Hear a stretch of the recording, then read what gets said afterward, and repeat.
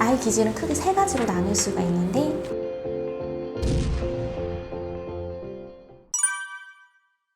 안녕하세요. 교육의 민족 구독자 여러분 반갑습니다. 저는 예민한 아이는 처음이라 라는 책을 쓴 강진경이라고 하고요. 원래 저의 직업은 중학교 국어 교사이고 2년 반 전쯤 유방암을 진단받고 지금은 교사로서의 삶을 잠시 멈추고 글을 쓰는 작가로 활동하고 있습니다. 3권의 책을 썼는데 오늘은 이제 그 중에서 예민한 아이의 육아법을 다룬 이야기를 좀 여러분들과 나눠보려고 합니다. 또 다른 책으로는 유방암의 치료 과정과 환자의 마음을 담은 유방암 잘 알지도 못하면서 라는 책과 그리고 아이와의 대화를 담아내면서 암을 극복한 이야기를 에세이로 풀어낸 아이는 말하고 엄마는 씁니다 라는 책이 있습니다.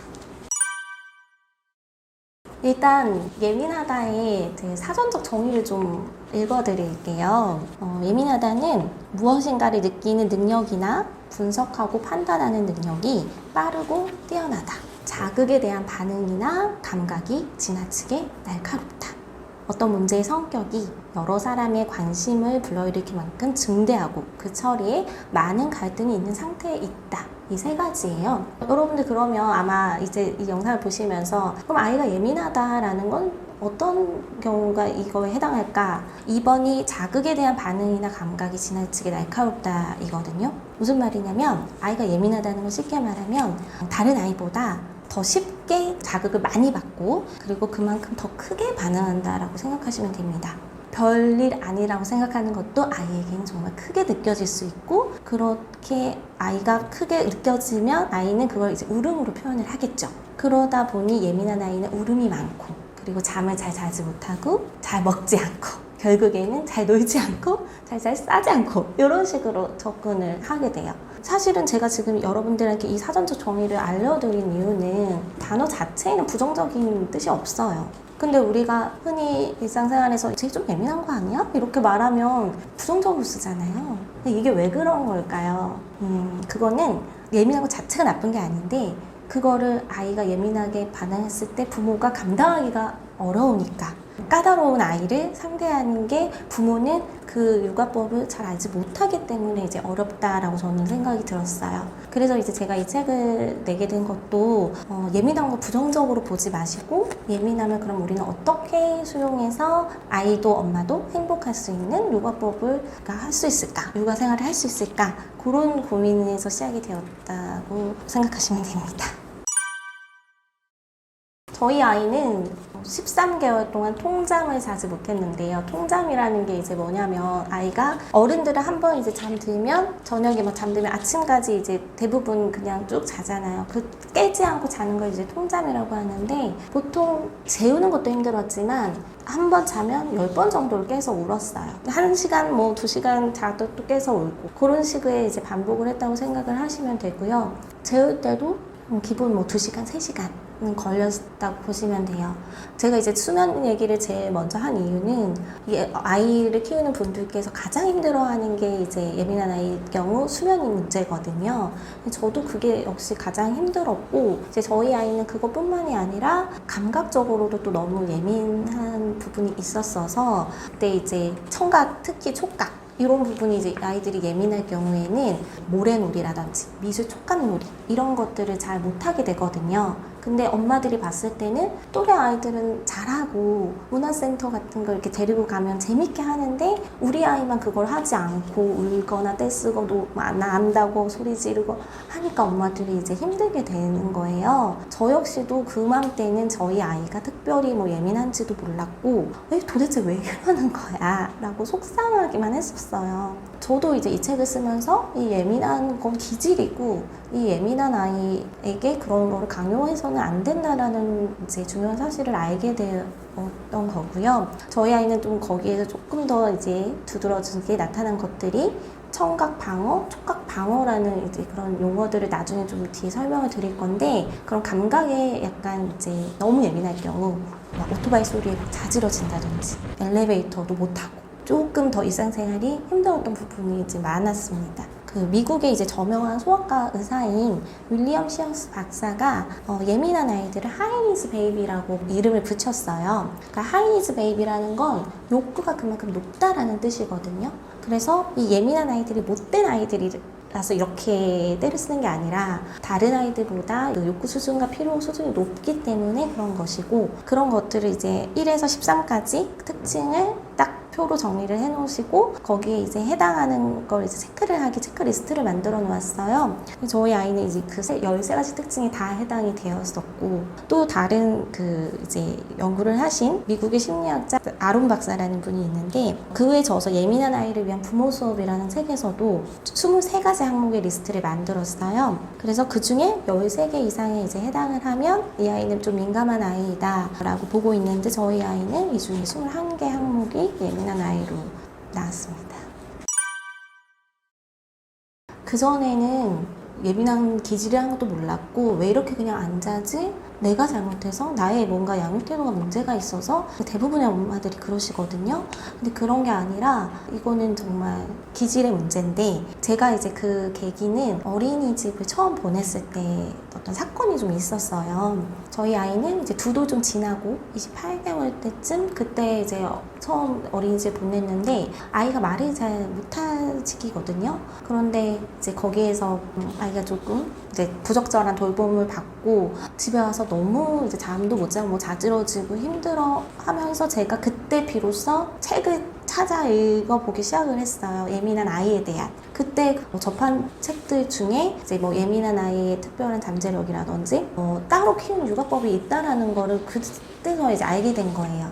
그전에는 정말 그냥 일반 육아 서적만 읽었었거든요. 그래서 이제 제가 예민한 아이를 키우신 분들에게 말씀드리고 싶은 게, 일반 육아서는 예민한 아이는 적용이 되지 않는다.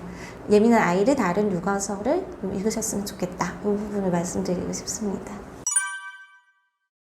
특징이 여러 가지가 있는데, 엄마를 가장 힘들게 하는 게 아까 좀 전에 이제 말씀드렸던 수면 문제가 가장 크고요. 또 다른 특징으로는 자극에 굉장히 민감해요. 촉각, 청각, 특히 이런 것들이 이제 두드러지고, 또 어떤 아이는 미각적으로 되게 민감할 경우에 밥을 잘 먹지 않는다든지 반찬이나 이런 씹는 거, 그런 거 하나하나까지 다 너무 예민해서 부모가 이제 좀 키우기가 어려운 부분이 있을 수 있어요. 그리고 또 타인에 대한 그런 민감도가 높기 때문에 누군가가 나에게 뭔가 한마디 했을 때 그게 다른 아이에게는 별일 아니고 넘어갈 수 있는 일이 우리 아이에게는, 예민한 아이에게는 굉장히 또 크게 다가올 수 있겠죠. 새로운 자극에 대해 굉장히 또 예민하고 민감하기 때문에 특히 어떤 낯선 곳 또는 낯선 사람, 이런 거에 적응하는 데 시간이 오래 걸릴 수 있고요. 마지막으로 에너지가 엄청 높습니다. 예민한 아이들은 에너지가 신체적으로 또 정신적으로도 높기 때문에 활동량이 또 굉장히 많고, 그 에너지가 소진되어야 또 잠을 잘 수 있는 그런 좀 패턴이 있더라고요. 저는 일레인 아론 박사가 이제 민감성의 유형을 크게 4가지로 제시를 해두었는데요. 신체적, 정서적, 사회적, 그리고 새로운 것에 대한 민감성, 이런 4가지 이제 유형을 가지고 신체적으로 이제 예민하다는 건 온도에도 굉장히 민감하고, 그리고 냄새를 되게 잘 맡는다든지, 우리가 이런 외부 감각적인 거 있잖아요. 그런 거에 이제 예민한, 대표적으로 예민한 아이들은 이런 옷 뒤에 이렇게 왜 우리 붙는 태그라 그래야 되나요? 그런 까슬까슬한 게 만약 있어도 옷을 갈아입는다고 하고, 뭐 조금만 묻어도 이렇게 옷을 갈아입겠다, 이런 식으로 이제 아이들이 할 수가 있어요. 그런 것들이 다 아이가 보내는 신호이니까 부모님들께서 잘 보셨다가 내 아이가 혹시 예민한 기질이 아닌가? 이런 걸로 살펴볼 수 있는 신호가 될 것 같고요. 또 예민한 아이들은 섞여 있는 걸 싫어해요. 음식 같은 거. 자기가 이 음식이 뭔지 알아야지도 먹기 때문에 막 비빔밥 같은 거를 섞어서 주시지 마시고 이렇게 다 구분해서 주셔야 되는 필요성, 그런 것들도 제가 생각이 나서 얘기를 했는데, 이런 감각적인 부분들, 그런 게 이제 신체적 민감성이고요. 두 번째는 정서적 민감성인데, 다른 사람의 기분을 굉장히 잘 눈치채요. 흔히 우리가 되게 좀 둔하다, 예민하다 이렇게 말하잖아요. 아이임에도 불구하고 어른의 그런 감정, 그런 거를 다 읽어낼 줄 아는 그런 부분들이 있고요. 세 번째, 새로운 것에 대한 민감성은 이 낯선 사람이나 낯선 공간 그런 거에 대한 민감함이 있기 때문에 예민한 아이는 특히 좀 미리 말을 해주고 설명해주고 준비할 수 있도록 아이에게 시간을 주어야 된다. 그런 부분을 말씀드리고 싶고, 이제 사회적 민감성이 어울리는 데 있어서 조금 시간이 필요하다 라고 생각을 하시면 될 것 같습니다. 아이 기질은 크게 세 가지로 나눌 수가 있는데, 순한 기질, 느린 기질, 그리고 마지막이 우리가 지금 얘기하고 있는 까다로운 기질은 예민한 기질입니다. 그래서 이 순한 기질 같은 경우 아이는 순둥이라고 하잖아요. 이 아이들은 전체 아이 중에 한 40% 정도 이런 기질을 가지고 있고, 이런 아이들은 그냥 잘 먹고 잘 자고 잘 놀고 잘 사는 유형이라고 생각하시면 돼요. 그러니까 어디에 둬도 이 아이들은 잘 자라납니다. 그래서 부모들은 생각보다 내가 아이를 잘 키운다? 그러면 이 아이가 순한 기질일 확률이 높습니다. 물론 부모가 아주 뛰어날 수 있겠지만 대부분의 초보 엄마들은 다 비슷비슷하거든요. 그런데 뭐 양육자에 의해서 이 아이는 아주 수유텀도 잘 지키고 잠도 잘 자고 이렇다기보다는 원래 타고난 기질이 그렇게 순한 거예요. 그리고 두 번째로 반응이 느린 기질은 이 아이들은 초반에는 조금 예민한 아이로 보일 수가 있어요. 왜냐하면 적응하는데 이제 시간이 필요하기 때문인데요. 이런 기질의 아이들은 기다려주면, 그러면 나중에는 좀 순한 아이처럼 양육하기 쉬워지는 그런 유형이 되는 거고요.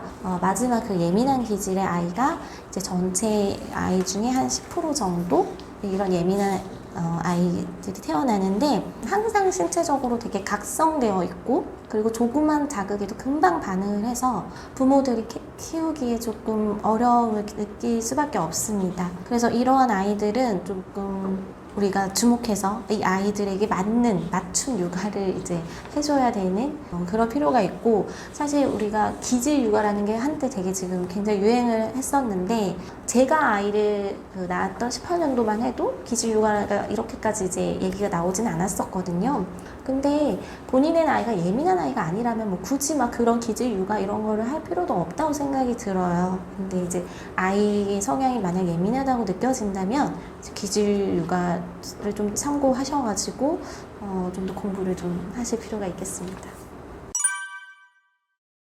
제가 책을 쓰면서 예민한 아이에 대한 육아서는 다 사서 읽었거든요. 그러다 보니 이 전문가들께서 공통적으로 얘기하는 부분들이 있었고, 이거를 이제 6가지로 정리를 했는데, 첫 번째는 일단 예민함을 수용해라. 내 아이 예민한 거 아니에요. 이렇게 부정할 문제가 아니다. 이거는 내 아이가 만약 예민하다면 이 예민함이 뭔지 개념을 제대로 이해하고 이 아이를 긍정적으로 받아들여주는 부모의 자세가 정말 가장 중요한 부분이라고 합니다. 그리고 두 번째는 예민은 불안에서 비롯된다고 해요. 그러니까 아이가 예민하더라도 불안감을 해소해주면 예민함이 좀 덜 이제 표출이 되겠죠. 그래서 아이의 불안감을 해소하는 게 그 두 번째인데, 아이의 불안감을 해소하는 방법을 저는 이제 2가지로 요약을 하게 되었어요. 첫 번째는 애착을 통해서 정서를 안정시켜주는 것. 두 번째는 일관된 부모의 양육 태도로 인해 아이의 일상을 안정시켜주는 것. 이렇게 2가지로 이제 불안을 해소시켜주자라고 제가 책에 이제 담았고요. 세 번째는 아이에게 훈육을 할 때 감정을 먼저 수용을 해주라. 이 훈육이 정말 어려운 부분인데, 일반적인 아이도 부모들이 훈육하기가 어려운데 예민한 아이는 얼마나 훈육이 어렵겠어요. 그런데 자칫 잘못하면 훈육을 하면서 아이의 마음을 다치게 하는 경우가 많게 되거든요. 근데 일단 그 규칙을 딱 생각하시면 될 것 같아요. 가르치기 전에 아이의 감정 수용 먼저. 그러면 예민한 아이는 예를 들면 먼저 공감을 해주는 거예요. 어떤 아이가 잘못을 했을 때 너가 이렇게 했으니까 이게 너가 잘못한 거지가 아니고, 너가 이렇게 해서 속상했구나. 그런데 이건 잘못한 거야. 그래서 이렇게 행동해야 해. 라고 적절한 지침을 주는 거, 그런 게 이제 굉장히 중요하고요. 네 번째는 특히 예민한 아이는 놀이가 꼭 필요합니다. 놀이가 발달의 초석이라는 말이 있는데요. 발달을 하는 데 있어서 놀이가 그 밑바탕이 된다는 거예요. 예민한 아이의 경우에는 일상의 모든 이런 자극들이 항상 되게 스트레스로 다가올 수 있어서 우리 입장에선 아무것도 하지 않는 휴식 시간이나 아이가 즐거워할 수 있는 놀이 시간이 꼭 있어야 된다는 점 말씀드리고 싶고요. 5번째, 경계선을 설정하고 유지할 것. 이 경계선이라는 거는 쉽게 말하면 어디까지는 허용할 수 있고 이건 안 돼 라는 거를 분명하게 제시를 해야 된다는 겁니다. 물론 일반적인 아이에게도 적용할 수 있는 부분이지만 예민한 아이의 경우에는 특히나 이 경계선의 설정이 매우 중요하다고 해요. 만약 아이가 계속 때를 쓴다면 이 경계선을 분명하게 반복적으로 제시를 해줘야 아이는 그거에 적응을 하게 된다고 해요. 마지막으로 감각 문제를 점검하라. 계속 얘기하고 있는 이 감각 문제라는 게 예민 아이에게서는 큰 개념이기 때문에 혹시 내 아이가 정말 감각적으로 뭔가 문제가 있을 수 있어요. 이런 감각 통합에 문제가 있다면 전문적인 작업 치료사의 치료를 받으면 훨씬 좋아지거든요. 그런데 대부분의 사람들은 그런 영역이 있는지를 이제 모르잖아요. 그렇기 때문에 만약 아이가 너무 힘들 때 양육 코칭 받으시거나 아니면 미술치료, 놀이치료 이런 쪽으로 접근을 하시는데 감각적으로 예민한 아이들은 따로 감각 통합 치료를 받으셔야 하거든요. 그런 것들을 잘 구별하셔서 내 아이에게 맞는 좀 접근을 하셨으면 좋겠습니다. 우리 난초 키우기 되게 어렵잖아요. 민들레는 어디서나 흔히 볼 수 있게 또 쉽게 자라는 대표적인 꽃인데요. 이런 성향을 비유해서 이 토마스 보이스 박사라는 분이 이런 연구를 하신 거예요. 그래서 실제로 이분은 이제 세계적인 아동 발달학자인데 예민하고 까다로운 아이는 따로 있다. 이런 아이들을 난초 아이라고 이름을 붙였어요.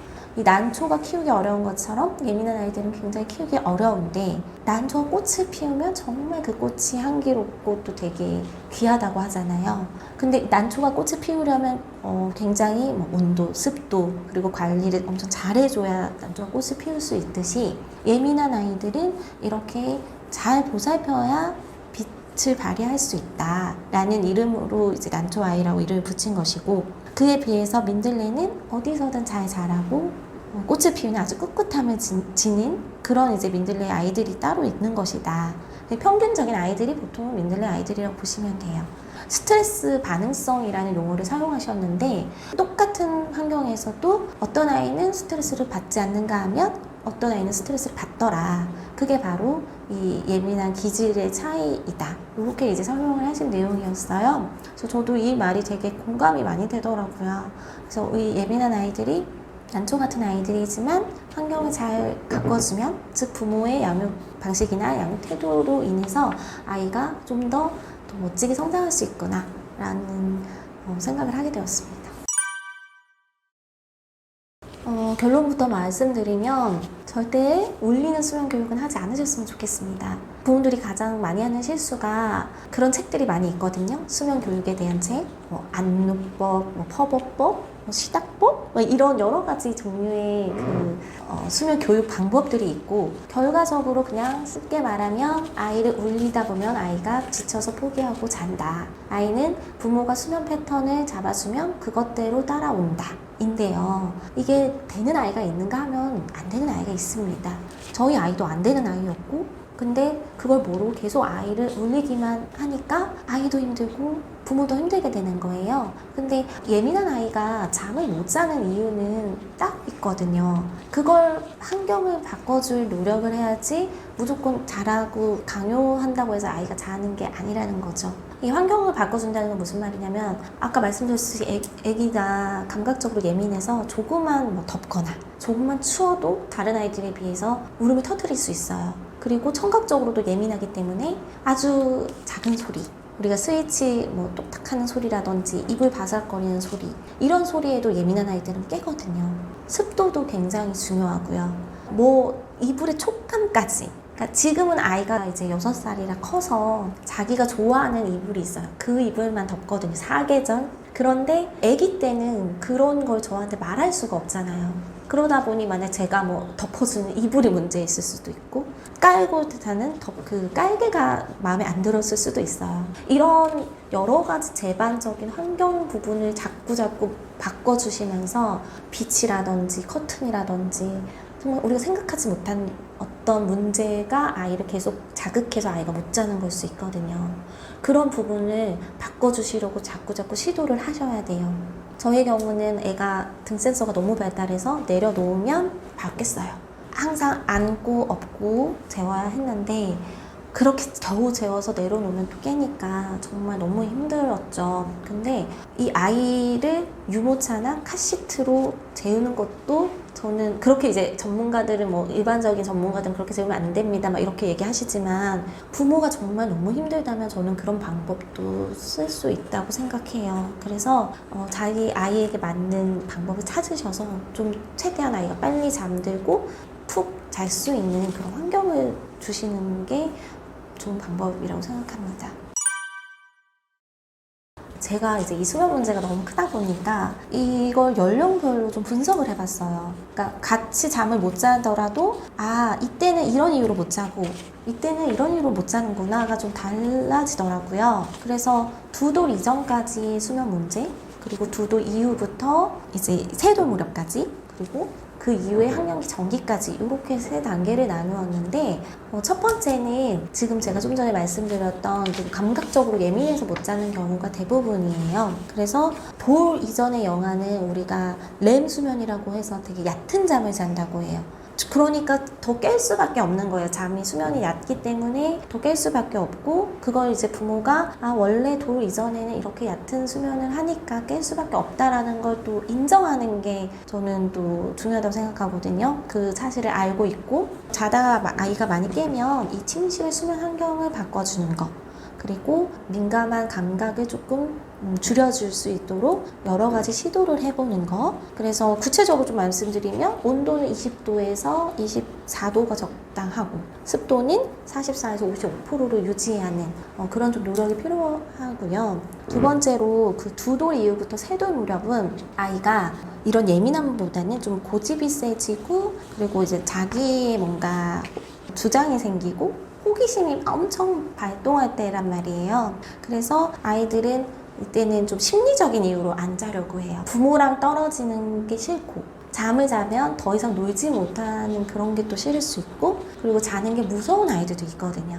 약간 좀 다르게 접근을 할 필요가 있다. 그러면 이 무렵의 아이들에게는 어떻게 해야 되느냐? 자기 전에 절대 자극적인 영상을 보여주지 마시고, 그리고 그림책 같은 잔잔한 그런 이야기로 아이가 좀 심리적으로 안정될 수 있도록 해주시는 게 중요하고요. 이때는 또 아이가 흔히 둘째 동생이 많이 생기는 시기여서 동생으로 인한 스트레스를 받을 수도 있거든요. 그런 아이가 좀 정서적으로 안정될 수 있게끔 접근을 하시는 게 중요하고, 세 번째, 3도 이후부터 학령기 전까지는 에너지의 문제라고 저는 생각이 들어요.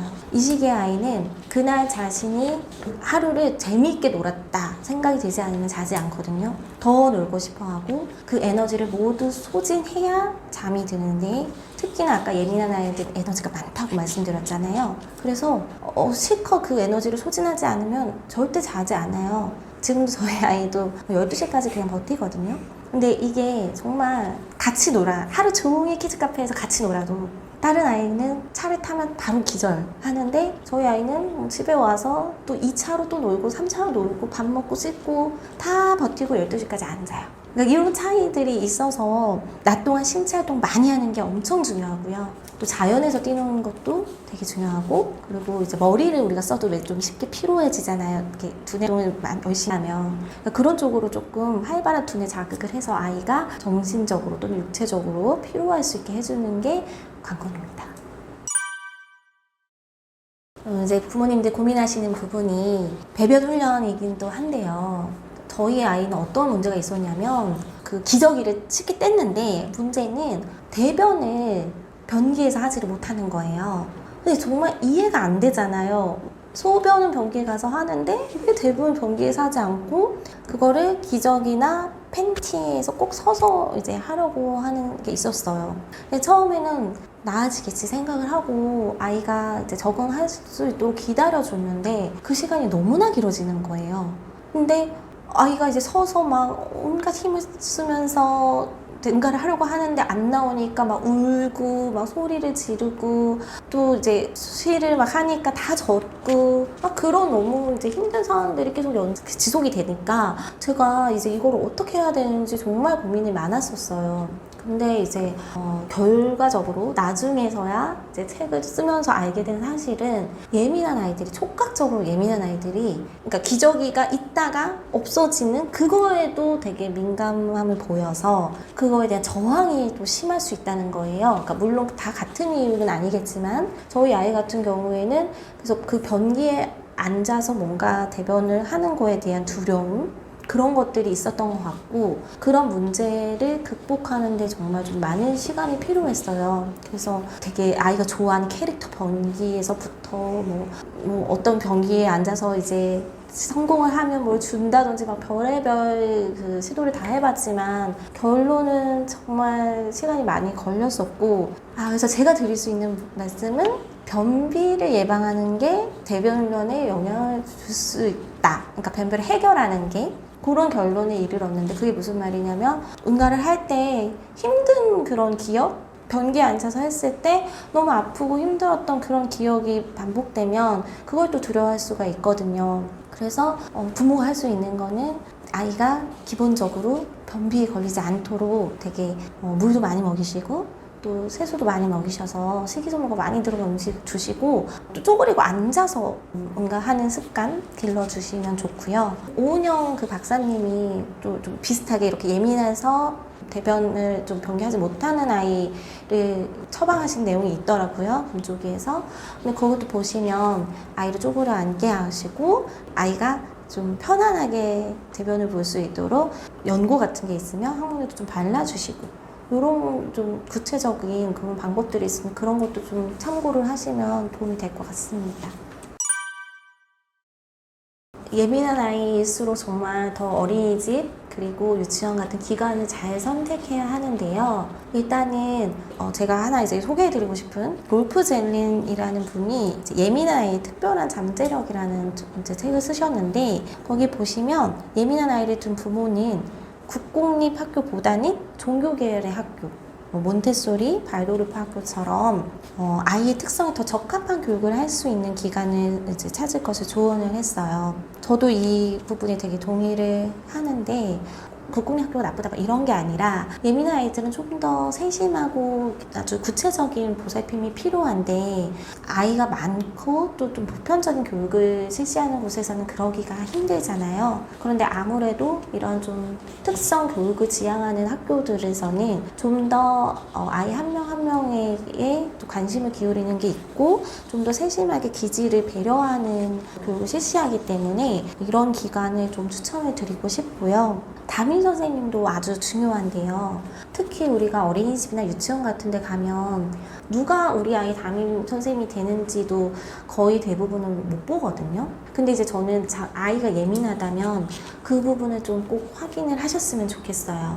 왜냐하면 아무리 좋은 원장님이더라도, 기관이 또 좋더라도 담임 선생님이 사실 가장 중요하니까 이 담임 선생님이 좀 통제하고 좀 엄격하고 그런 분들은 예민한 아이에게 접근하지 않고 좀 따뜻하게 아이를 감싸 안아줄 수 있는 분, 그리고 아이가 예민하고 좀 그런 민감성을 보여도 그걸 수용해 줄 수 있는 그런 담임 선생님을 찾으셔야 될 것 같습니다. 그리고 아이들이 되게 영리하거든요. 그러니까 아이가 동행을 하면 일단 아이 자체가 감지를 해요. 이곳이 나에게 편안한 곳이다. 아니면 이 선생님이 나에게 정말 잘해줄 것이다. 이런 걸 느낌을 아이가 더 잘 알고, 또 아이에게 대하는 선생님의 태도, 원장님의 태도, 눈빛, 시선, 표정 이런 것들로도 그게 간파가 되거든요. 그래서 여기는 나의 아이를 좀 잘 보살펴 주실 수 있겠구나 이런 느낌이 오기 때문에 그냥 이렇게 한 곳만 지원해서 바로 가시지 마시고, 좀 예민한 아이라면 여러 군데를 미리 상담하시면서 그 기관을 파악하고 선생님들하고 좀 소통을 하실 것을 권합니다. 가장 큰 신호는 등원 거부. 그런데 대부분의 많은 부모님들이 처음엔 뭐 당연히 아이가 그냥 기관 가는 거 어려워할 수 있지 하고 이걸 간과하시는 경우가 많아요. 그런데 아이가 가지 않으려고 하는 거에는 이유가 분명히 저는 있다고 생각합니다. 저희 아이의 경우에도 어린이집에서 부적절한 돌봄이 있었을 때 집에 오자마자 이제 잠을 잘 때 일단 경기를 일으켰고, 그리고 이제 우는데 제가 말을 못하니까 이유를 알 수가 없었잖아요. 그런데 딱 다음날 안 가려고 하더라고요. 그래서 그걸 제가 그냥 뭐 처음에 적응 기간이니까 당연히 그럴 수 있지 하면서 그냥 또 보냈으면 아이는 또 말을 못하니까 아마 더 심각해졌을 수도 있을 것 같아요. 근데 이제 저는 그때 아이가 안 간다고 했을 때 이제 억지로 보내지 않았어요. 그래서 아이하고 계속 어떻게든 왜 아이가 이렇게 반응을 하는지를 알아내려고 노력을 했었고요. 부모님들께 말씀드리고 싶은 거는 아이의 그런 등원 거부가 지속되고, 그리고 뭔가 아이의 이런 신체적 반응까지 유발한다면, 아이가 뭔가 울거나 특히 그 무의식에 가까워지는 수면 시간에 도달했을 때 아이가 힘들어하거나 잘 때, 그렇다면 분명히 그건 기관에서 어떤 문제가 있었다는 것도 그 신호가 될 수 있거든요. 그래서 그 신호를 좀 놓치지 않으셨으면 좋겠고요. 기관을 옮기는 거를 또 좀 두려워하지 않으셨으면 좋겠어요. 무슨 말이냐면 어떤 부모님들은 겨우 적응했는데 이게 그냥 계속 다니는 게 아이에게도 또 부모에게도 편하니까 좋지 않을까 하고 물어봐요. 그러니까 꼭 맘카페에 이거 옮겨야 되나요? 근데 그 내면에는 그냥 좀 웬만하면 있고 싶어 하는 그런 것들이 이제 보이는데, 사실은 학교만 해도 정말 마음에 들지 않는다고 해서 옮길 수 없잖아요. 근데 저는 최소한 유아 그런 기관에서는 부모의 의지대로 아이에게 적절한 환경을 제공해 줄 수 있기 때문에 그때 아이를 억지로 그 기간에 머물게 하지 않으셨으면 좋겠어요. 마지막으로 아이가 한 번 입학하면 아이한테 뭐 끈기를 가르쳐야 된다, 뭐 인내하는 법을 알려줘야 된다면서 그거를 강요하시는 부모님도 제가 봤거든요. 근데 저는 그건 좀 아니라고 생각하는 게, 끈기나 인내는 다른 걸로 얼마든지 교육할 수 있어요. 근데 아이에게 있어서 가장 중요한 많은 시간을 보내는 기관에서의 불편함을 바꿔주지 않는다면 그거는 정말 어찌 보면 더 길게 본다면 아이도 부모도 더 힘든 과정이 또 기다리고 있을 수 있거든요. 그래서 정리하면, 만약에 이 지금 기관에서 아이도 그 부모도 뭔가 이상하다, 약간 뭔가 아이가 싫어한다, 뭔가 거부한다 라는 게 있다면 그게 원인이 무엇인지를 파악하시려고 노력을 해주셔야 되고, 담임 선생님과의 상담은 꼭 하셔라 라고 말씀을 드리고 싶은 게, 뭔가 물어보고 싶으셔도 선생님한테 이거 말씀드리면 기분 나빠하지 않으실까? 라는 또 두려움을 갖고 계시더라고요. 근데 오히려 교사의 입장에서는 부모님이 그렇게 뭔가 말씀을 해주시는 게 더 편해요. 그리고 부모님과 소통을 많이 할수록 좀 더 그 아이에 대해서 더 잘 알게 되고, 교사도 마음을 열고 부모님께 뭔가 말씀을 드릴 수 있기 때문에 그런 거를 망설이지 마시고 뭔가 의구심이 들 때는 기관과 소통하실 것을 추천합니다. 우리가 뭐 뉴스에서 보는 그런 이제 아주 극단적인 그냥 그런 얘기는 제가 여기서는 하지 않고요. 만약 빈번히 일어날 수 있는 때 그냥 좀 무심코 넘어갈 수 있는 그런 좀 사례들을 말씀을 드리면, 어린이집 이런 적응 기간 이럴 때 이제 아이들이 말을 하지 못하는 경우가 있잖아요. 그러니까 좀 연령이 낮을 경우, 그럴 때는 사실 아이가 울었을 때 정말 적절하게 교사가 거기에 대처를 했는지 우리가 알 방법이 없어요. 근데 이제 저희 아이 같은 경우에는 그런 적응 기간에서 이제 문제가 일어났었는데, 아이가 울어도 그걸 그냥 이제 1시간 넘게 방치하고 아이에게 적극적인 이제 돌봄을 하지 않고 나아가 이제 좀 아이를 이렇게 부적절하게 훈육하는 이제 그런 과정에서 아이가 많은 상처를 받았고, 그걸로 인해 처음에 이제 제가 말씀드렸던 감각 통합의 이제 문제가 시작이 되었거든요.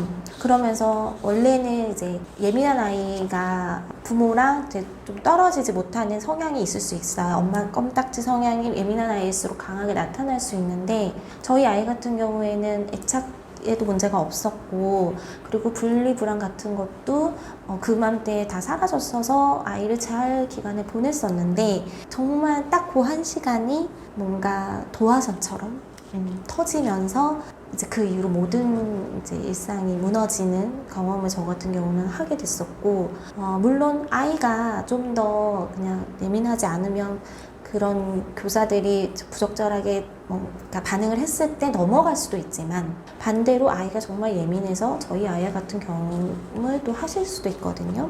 저는 이제 이럴 때 엄마와 아빠, 부모가 어떻게 이제 대처를 하는지 그거에 대해서 좀 이제 더 말씀을 드리고 싶은 게, 어린이집은 이제 필수적으로 기관에 CCTV를 이제 설치를 해야 되는데, 대부분 CCTV를 이제 보자고 말을 잘 못 하시죠. 근데 저도 사실은 처음부터 그거를 볼 생각을 하지 못했었어요. 왜냐면 저희 아이에게 그런 일이 일어날 거라고 생각을 못했기 때문에. 그런데 이제 CCTV를 확인하고 정말 깜짝 놀랐었거든요.